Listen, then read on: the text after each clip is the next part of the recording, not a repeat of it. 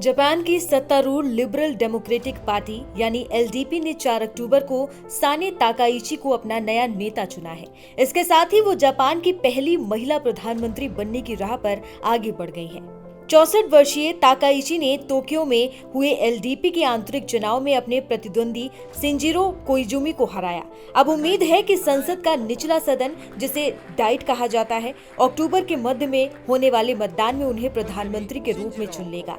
वो मौजूदा प्रधानमंत्री शिगेरू इशिबा की जगह लेंगी, जिन्होंने पार्टी पर बढ़ते दबाव के बीच पिछले महीने इस्तीफा दे दिया था। साने ताकाइची की राजनीतिक यात्रा काफी दिलचस्प रही है। कॉलेज के दिनों में वो एक हेवी मेटल बैंड में ड्रम बजाया करती थी और बाइक चलाना पसंद करती थी। 1993 में वो अपने गृहनगर नारा से पहली बार सांसद बनी। इसके बाद उन्होंने आर्थिक सुरक्षा, आंतरिक मामलों और लैंगिक समानता जैसे अहम मंत्रालयों में काम भी किया। अब वो ऐसे समय में एलडीपी की कमान संभाल रही हैं जब पार्टी के सामने कई चुनौतियां हैं। मुद्रास्फीति बढ़ रही है, काला धन घोटाले से पार्टी की छवि धूमिल हुई है और आव्रजन विरोधी पार्टियों का प्रभाव बढ़ रहा है। हाल ही में एलडीपी ने संसद के दोनों सदनों में बहुमत खो दिया था, जिससे पार्टी के भीतर संकट गहरा गया।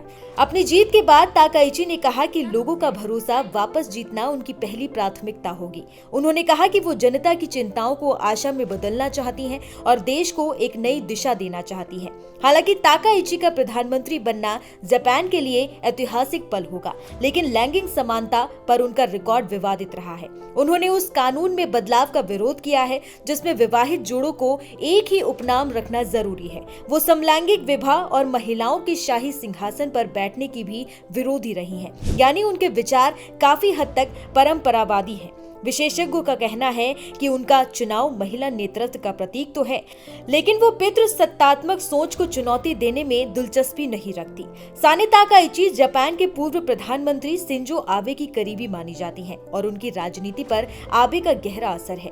ताकाइची का रुख भी राष्ट्रवाद और मजबूत रक्षा नीति पर आधारित है। वो मानती हैं कि जापान को अब युद्ध अपराधों के लिए माफी मांगना बंद कर देना चाहिए। वो अक्सर यासुकुनी श्राइन जाती हैं, जहां जापान के युद्ध में मारे गए सैनिकों के साथ युद्ध अपराधियों को भी श्रद्धांजलि दी जाती है।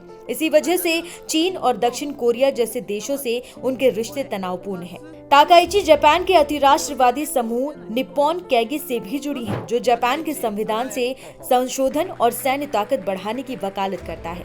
ताकाइची चीन को अपना मुख्य प्रतिद्वंदी मानती हैं और जापान की रक्षा क्षमताओं को मजबूत करने के पक्ष में है। उन्होंने ताइवान के साथ सुरक्षा साझेदारी बढ़ाने की भी बात कही है। एक्सपर्ट्स के मुताबिक ताकाइची के नेतृत्व में जापान न सिर्फ घरेलू मोर्चे पर बल्कि अंतर्राष्ट्रीय मंच पर भी एक मजबूत और आक्रामक नीति अपनाता दिख सकता है। साने ताकाइची का उदय जापान की राजनीति में एक नए दौर की शुरुआत है। एक ऐसा दौर जहां एक महिला प्रधानमंत्री सत्ता में तो है, लेकिन उसकी नीतियां परंपरागत, राष्ट्रवादी और सख्त मानी जाती रही हैं। अब देखना होगा कि ताकाइची जापान को किस दिशा में ले जाती हैं, सुधार की ओर या फिर अधिक रूढ़िवादिता की ओर।